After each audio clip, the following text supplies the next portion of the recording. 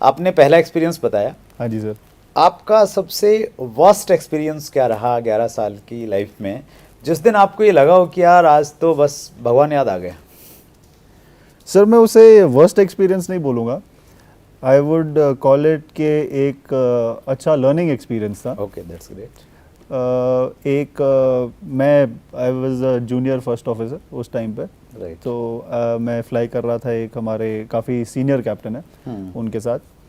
तो हम लोग जम्मू में थे, Jammu airport. Right. Jammu airport से हम टेक ऑफ जैसे ही किए थे तो हमें एक इंजन फेल हुआ था अच्छा, हमारा, ओके। दो में से। हाँ जी।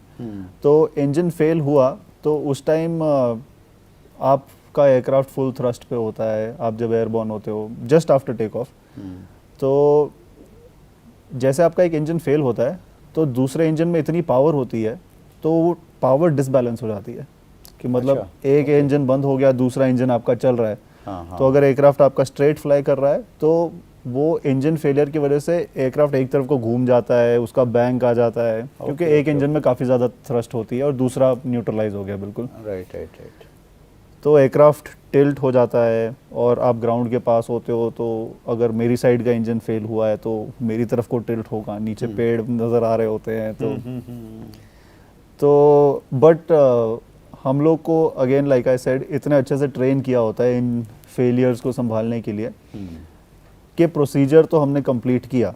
ओके। मगर जब ये सारी सिचुएशन असली एयरक्राफ्ट में होती है, आप सिमुलेटर में तो प्रैक्टिस करते रहते हो कि इंजन फेल हुआ, ये हुआ, वो हुआ, बट जब रियल लाइफ में कोई ऐसी प्रॉब्लम आती है तो उस टाइम सिनेरियो काफ़ी अलग होता है। ओके। क्योंकि एक्चुअल एयरक्राफ्ट में it is not expected. Actual aircraft में तो हम रोज़, जैसे दिल्ली एयरपोर्ट से 1500 टेक ऑफ हैं एक दिन में और लैंडिंग है, तो रोज़ थोड़ी ये सारी चीज़ें होती है। तो किसी पायलट के करियर में एक बार आएगा, उसका अगर 30-35 साल का करियर है तो एक बार कभी उसका इंजन फेल होगा। So you are never ready for a failure like this in normal flying. Right. तो जब मेरे साथ वो हुआ, हमने प्रोसीजर किया, मैं डर गया था उस टाइम पे, बट थैंकफुली जो मेरे साथ सीनियर कैप्टन थे हमारे, वो काफ़ी ज़्यादा एक्सपीरियंस वाले थे। तो उन्होंने मेरे को काम किया कि बेटा इट्स ओके, ये चीज़ें होती हैं, हम प्रोसेस करेंगे, प्रोसीजर कंप्लीट करेंगे और फिर हम वापस आके लैंड करके जम्मू में। उस टाइम पे मैं एक चीज़ सीखा कि कभी भी ना, नेवर बी कंटेंट। जो आप सीख गए हो कि ऑलवेज बी रेडी, कि every take off is a critical take off now. उस टाइम मेरे पास एक्सपीरियंस बहुत कम था, तो उस चीज़ से मैं ये सीखा था कि अभी जितने भी टेक ऑफ होते हैं मेरे, अभी तो मैं captain as a commander fly कर रहा हूँ, तो सारी रिस्पॉन्सिबिलिटी मेरे ऊपर आती है। राइट। तो अभी जितने भी टेक ऑफ होते हैं आई एम ऑलवेज रेडी कि हो सकता है ये वो फ्लाइट हो जिसमें कुछ गड़बड़ हो। सो वंस आपके दिमाग में ये प्रोसेस चल रहा है कि it can be this flight, तो यू आर ऑलवेज रेडी। तो उस चीज़ से मैं ये सीखा था कि you should always be ready. तो वो कितना टाइम रहा जब आपको मालूम चला कि एक इंजन फेल हो गया है, और जब आपने वापस लैंड किया तो वो लगभग कितना ड्यूरेशन रहा होगा? सर हमारा एयरबॉर्न टाइम जो था, जब हम ज़मीन छोड़ी थी और जब हमने टच डाउन किया था, वो टोटल था 43 सेकेंड्स। अच्छा। 43 सेकेंड्स हम सिर्फ टेक ऑफ किए, हम रनवे के पास थे, राइट। टेक ऑफ किए, हम लेफ़्ट टर्न किए, हाँ। मतलब रनवे के पैरेलल आ गए और फिर से लेफ़्ट टर्न करके उसी रनवे पे वापस लैंड कर गए। नहीं, मीन जब आपको मालूम चला कि आपका इंजन फेल हो गया, आप हवा में थे, हाँ जी। और जब आपने वापस दोबारा से लैंड कर लिया टेक ऑफ के बाद में, हाँ तो जी। वो कितना ड्यूरेशन था? सिर्फ 43 सेकेंड्स ओनली। सिर्फ 43 सेकेंड्स? और उसी 43 सेकेंड्स में कम से कम 12 या 15 प्रोसीजर आपको 100% कंप्लीट करने होते हैं। ओहो। But like I said, simulator में इतनी जल्दी training- परमिशन मिल गई आपको कि दोबारा से आप लैंड कर सकते हैं? सर कुछ ऐसी सिचुएशन होती है अगर, तो आप सबसे पहले जो कॉल देते हैं वो एक इमरजेंसी कॉल देते हैं एयर ट्रैफिक कंट्रोलर को। Okay okay. और जैसे ही एयर ट्रैफिक कंट्रोलर को इमरजेंसी कॉल सुनता है तो आप प्रायोरिटी बन जाते हो उसके लिए। वो सारे एयरक्राफ्ट को बोल देता है कि आप लोग चुप रहो, अभी प्रायोरिटी है कि एयरक्राफ्ट इमरजेंसी में है, हवा में है। तो वो सिर्फ आपसे बात करता है और इमीडिएटली आपको लैंडिंग क्लियरेंस भी दे देता है, depending on traffic of course. अगर कोई रनवे पे जहाज़ दूसरा होता उस टाइम पे तो उसे भी बोलता कि तुम विकेट करो, बट आप प्रायोरिटी पे होते हो हमेशा।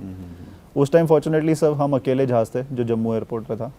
तो उसने सीधा हमें बोल दिया कि any runway clear to land. और अगर हम बहुत हाइट पे हों, 20-25 हज़ार फीट पे हम हाँ जी। हैं, उस समय ऐसी सिचुएशन आ जाए तो थोड़ा टिपिकल रहता होगा। सर वो उस टाइम पे क्रिटिकल सिचुएशन ज़रा कम होती है कंपेयर टू जितना आप ज़मीन के पास हो। ओके ओके, जब आप आपका हवा कंट्रोल में- ज़्यादा रहता है ऊपर। हाँ जी करेक्ट, क्योंकि उस टाइम पे एयरक्राफ्ट की स्पीड ज़्यादा होती है। एयरक्राफ्ट की जब स्पीड ज़्यादा होती है तो एयरक्राफ्ट की कंट्रोलेबिलिटी ज़्यादा होती है। Okay okay okay. जितना जो एयरक्राफ्ट फ्लाई कैसे करता है वो लिफ्ट प्रोड्यूस होती है, वो स्पीड पे डिपेंड करती है। जितना जहाज़ तेज़ है उतनी ज़्यादा लिफ्ट प्रोड्यूस होगी Okay. और उतना ज़्यादा वो हवा में सस्टेन करेगा कंफर्टेबली। जैसे जैसे जहाज़ की स्पीड कम होती रहे एयरक्राफ्ट की कंट्रोलेबिलिटी उतनी कम हो जाती है। ओके। तो जब आप हाइट पे होते हो उस टाइम पे एयरक्राफ्ट की एक तो स्पीड ज़्यादा होती है और ऑल्टीट्यूड ज़्यादा होता है, तो आपके पास टाइम ज़्यादा होता है डिसीजन मेकिंग के लिए कि अभी मेरे पास ये रनवे अवेलेबल है, ये रनवे अवेलेबल है, मेरे को इस सिचुएशन में ये भी कर लेना चाहिए, ये भी कर लेना चाहिए। तो you have plenty of time to think.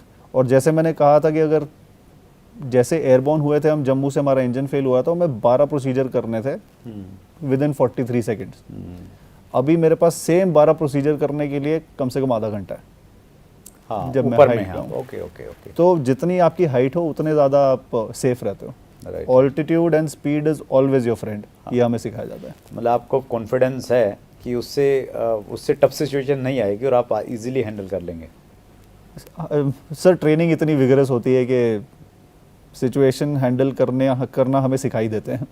अगर आपने अभी तक chat with Surendra Vats channel को सब्सक्राइब नहीं किया है तो अभी सब्सक्राइब करें और बेल आइकन दबाना ना भूलें, जिससे आपको आने वाली सभी वीडियोस की अपडेट सबसे पहले मिले और हमारी किसी वीडियो को मिस ना करें। वीडियो को ज्यादा से ज्यादा शेयर और लाइक करके अपना प्यार जरूर दें।